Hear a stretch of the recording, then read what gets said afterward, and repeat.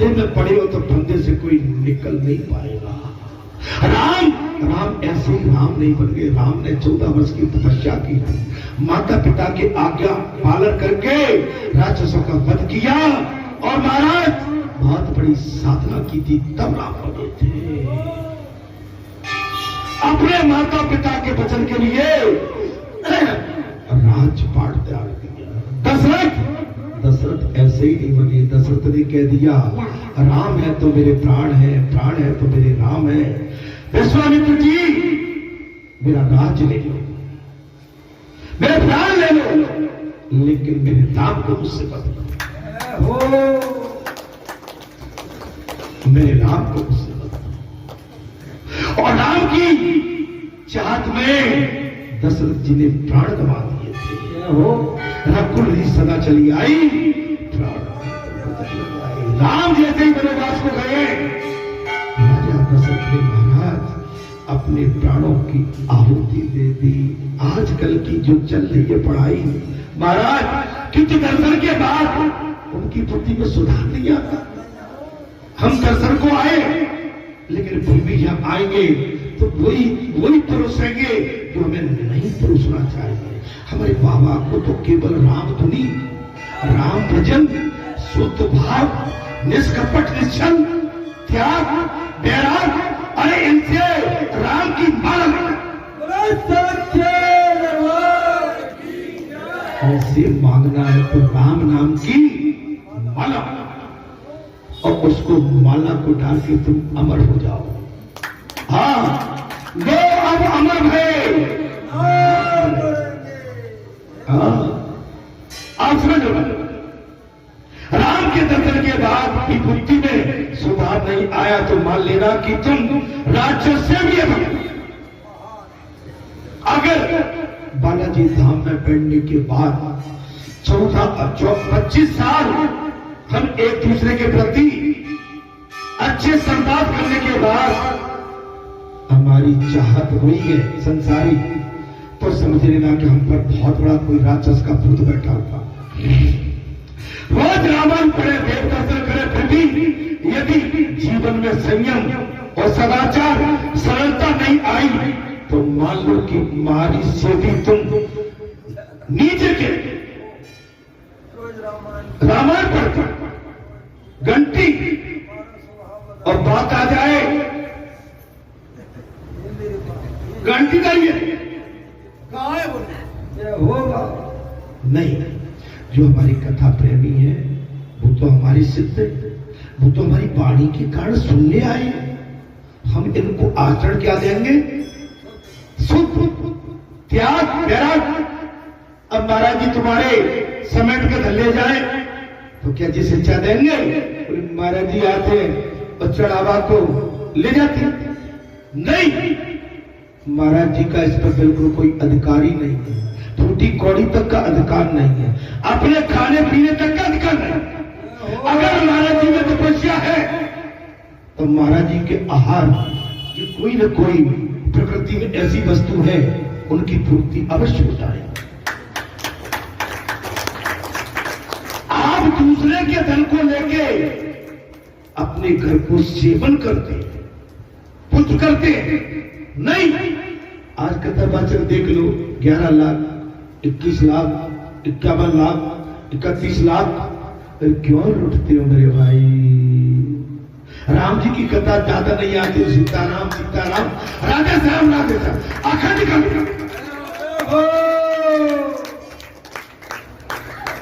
अब तुम्हें ठाठ करना है कि वो महाराज आएंगे।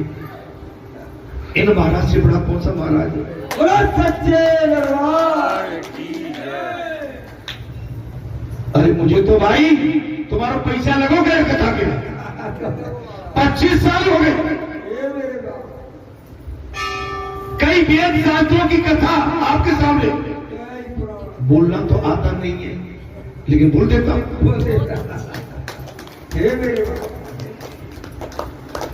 एक पैसा लो तुम पैसे, पंडाल को लो, गद्दा को गद्दा, ऐसा बाबरों तुम्हें खा मिलेगा।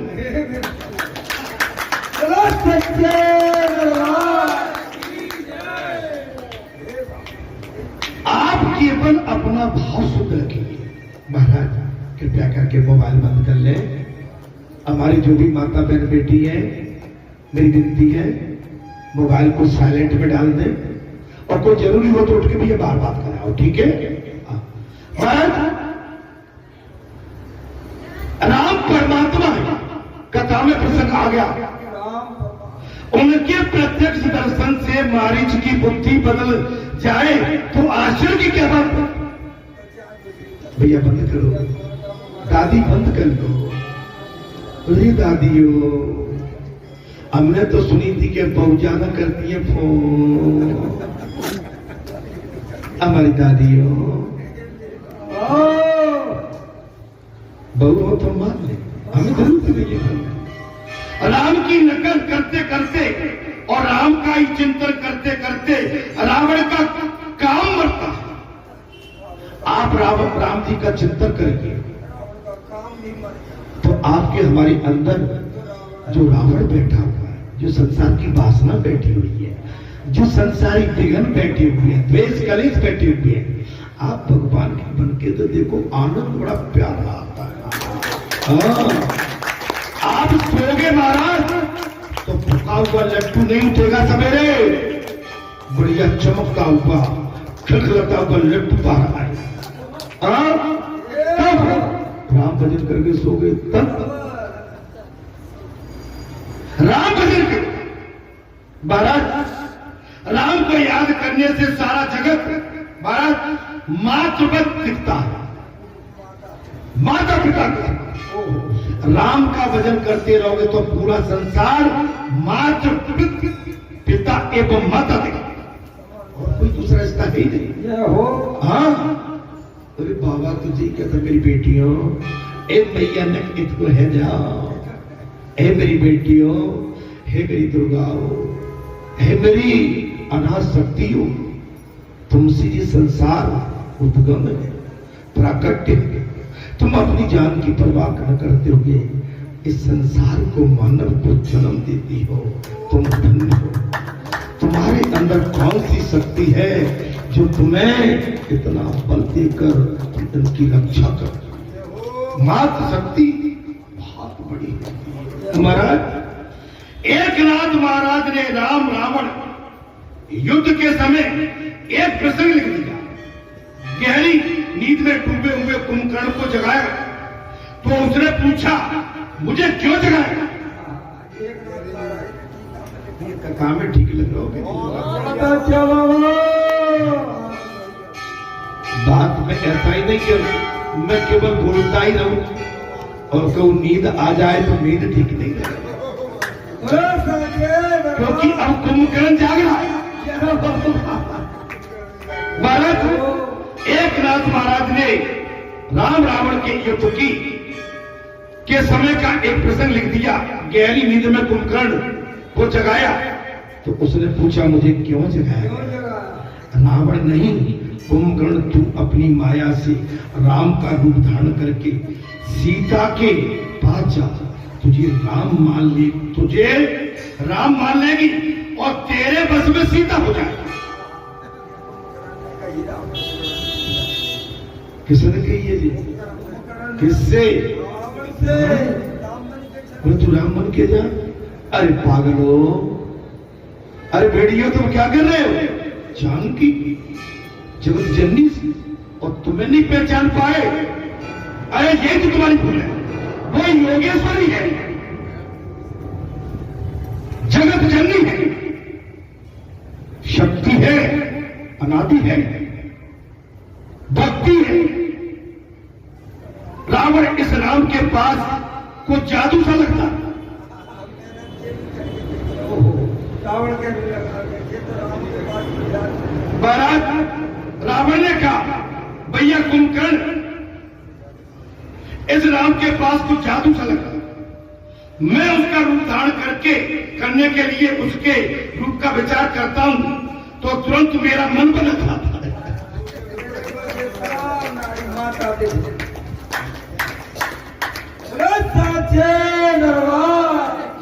बोले मैं विचार तो बहुत करता हूं, मैं राम बन जाऊं। लेकिन जैसे ही मैं राम का रूप रखने का विचार करता हूं भैया कुंभकर्ण मेरा मन तुरंत बदलता। जो रूप धारण करने की इच्छा होती है उसका विचार तो करना ही पड़ता। जो रूप रखने की इच्छा होती है ना पहले विचार करना पड़ता।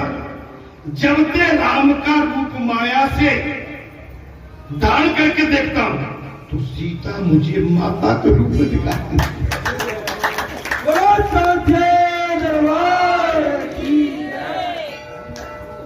तो सीता मैया मुझे माता के रूप में दिखाई देती है। मेरे मन में काम तक नहीं रह जाता। रावण ने साफ कहा वो जगत जननी है महाराज। तेरे जैसे रावणों का तो पता नहीं पड़ेगा। धुरंधर ओट कहे तो बहती एक तरीके से रावण 9 गज पीछे चला गया। तब कुंभकर्ण कहने लगा राम का मायावी रूप तेरे काम को मारता।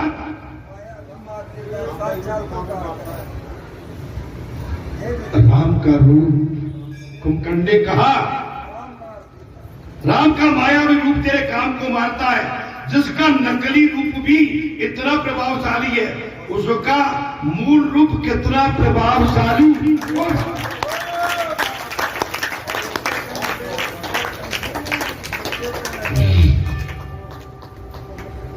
जिसका नकली रूप इतना प्रभाव, कुछ कथा समझ में आ रही है? असली रूप कितना प्रभावशाली होगा। अतः निश्चित ही राम परमेश्वर है। अब कुंभकर्ण ने कह दिया भैया रावण निश्चित राम परमेश्वर है, तू अतिशय कामी है।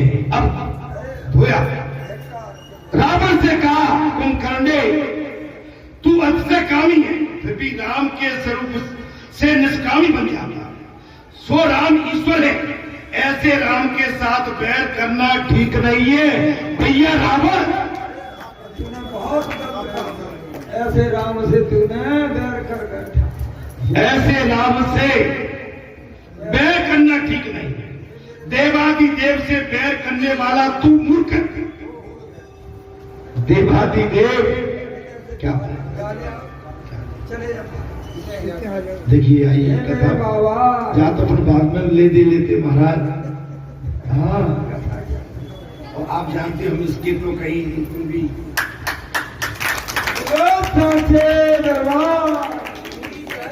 विशेष काम होगा आपका आते नहीं हो जाता। चलिए जो भी आपकी शुभ घड़ी नाना बनेगा। नाना जी नाना बनेगा।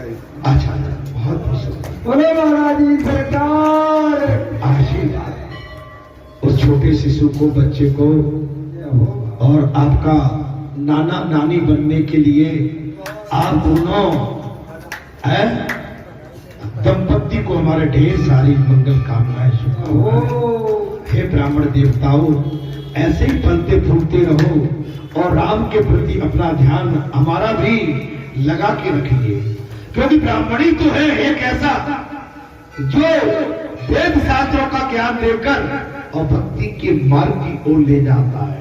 वो ब्राह्मणी तो था जिसने रुक्मिणी की पाती किसको दी थी? चुपके से शिशुपाल के साथ हो गई शादी। शिशुपाल के साथ शादी तय हो गई और रुक्मिणी परेशान बारात रुक्मिणी गौरी पूजा के लिए तैयार हो रही है। और रुक्मिणी को तो एक ही है कि मैंने अपने बचपन से जिसको अपना पति माना है जो वरमाला तो भेंट ले। ब्राह्मण को बुला लिया, ब्राह्मण को बुला लिया और पाती लिख दी।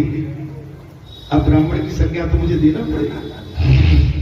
ब्राह्मण को बुला लिया, पाती लिख दी और पाती में लिख दिया कि पंडित को लिख भाई कुंवर ने बात कही चितलाई है। वो कृष्ण चंद महाराज को लिखकर बात कही समझाई है। भामरे वो बाबा परे संग से सतार पर उकाय फांसी वो दर्शन दे जाइयो दीवाना तो के फांसी।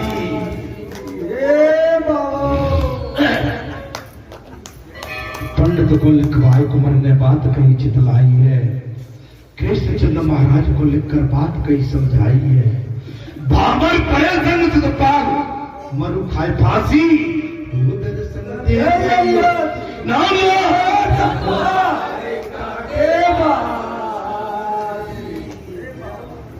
आगे भगवान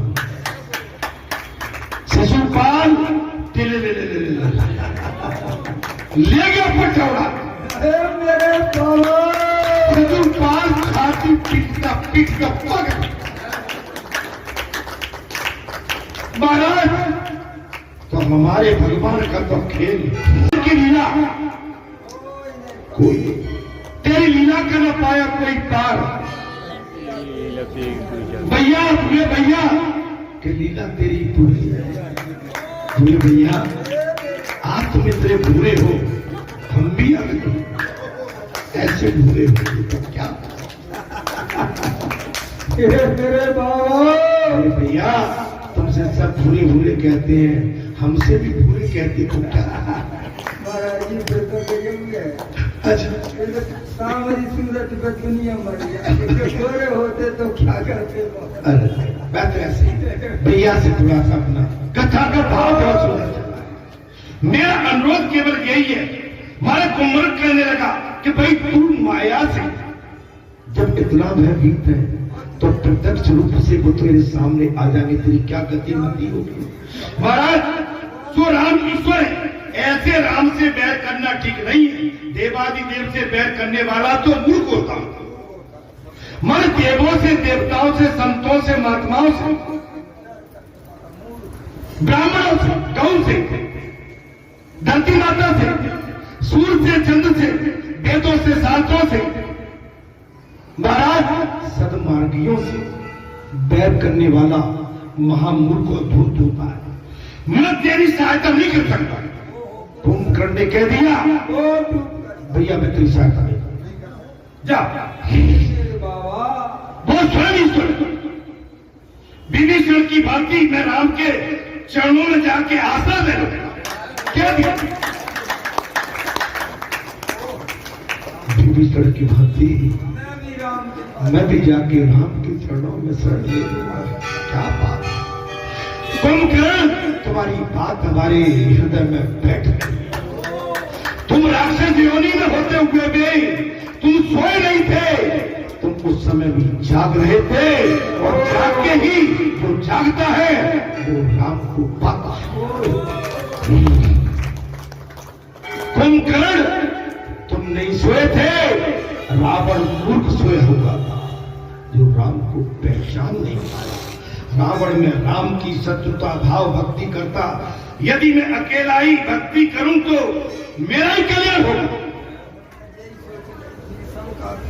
रावण ने जी सोचा था महाराज आजान भूसर चाप दल संग्राम जित कर दूसरा आजाद भुज लंबी लंबी भुजाओं से मेरे भाइयों का घर का दूसर का बंद कर दिया। रावण जान गया था कि जब विष्णु अवतार भगवान ब्रह्म के अलावा कोई दूसरी करने वाला नहीं है तो हट चाहे करो में बैर कर। अब मुझे ऐसे स्वामी से तो हट से बैर करना ही पड़ेगा। रावण सब जानता था। रावण ने खोज खोज के बीन बीन के अपना एक नाती पोता सत जो भी थे सब अपने उनके कल्याण के लिए राम जी के चरणों में भेजता। रावण ने कहा मैं राम की शत्रु भाव से भक्ति करता हूं। अब कहना भैया कुंभकर्ण मैं राम से शत्रु भाव से भक्ति करता हूं। यदि मैं अकेला ही भक्ति करूं तो मेरा कल्याण होगा, किंतु शत्रु भाव रखूं तो मेरे सारे वंश का कल्याण होगा।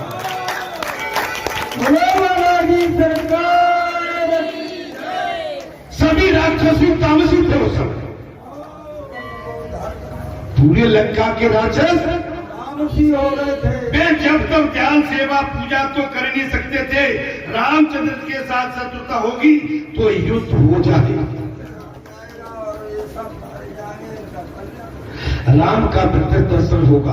और रावण ने क्या कहा? मुझे राम का प्रत्यक्ष दर्शन होगा। राम दर्शन से हम सभी का उद्धार होगा। अपने सारे वंश के कल्याण के हेतु मैंने राम से शत्रुता की है भैया, कुंभकर्ण। अब कहिए, रावण जैसा विद्वान ज्ञानी जिसने भगवान शंकर के चरणों में अपनी तर्स से चढ़ा दिए, कैलाश को उठा लिया महाराज, और ऐसा बलवान था महाराज। लेकिन अंत में प्रभुता पाने के बाद में रावण आलसी होता चला गया। मैं एक बात और कह देता हूं, आजकल जो संत होते हैं ना, तो संत क्या करते हैं, वो एकांत में बैठे रहते हैं, तखत पर डले रहते हैं और सेवादारों से अपने हाथ पैर दबाते रहते हैं। बुरा मत मानना अपनी मेरी बात है ना, ये सेवकाई भाव संत के लिए ठीक नहीं है। ये उसके लिए उसकी पूजा में विघ्न है।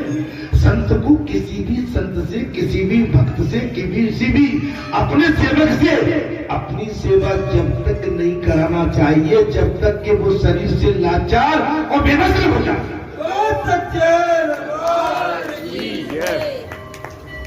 लाचार और बेबस हो जाए, उसमें भी संत को नहीं पकड़ना चाहिए। उसमें भी कोई ऐसा ग्रस्त देखना चाहिए जो सात्विकी संत से तपस्या करा के तुम उल्टी रीत कहां ले जा रहे हो? तुम्हारे हमारे मेरे संत मेरी लंगोटी धोएंगे, मेरी गंदगी उठाएंगे? ना ना, मैं तो किसी संसारी जीव को पकड़ूंगा मेरे भाई।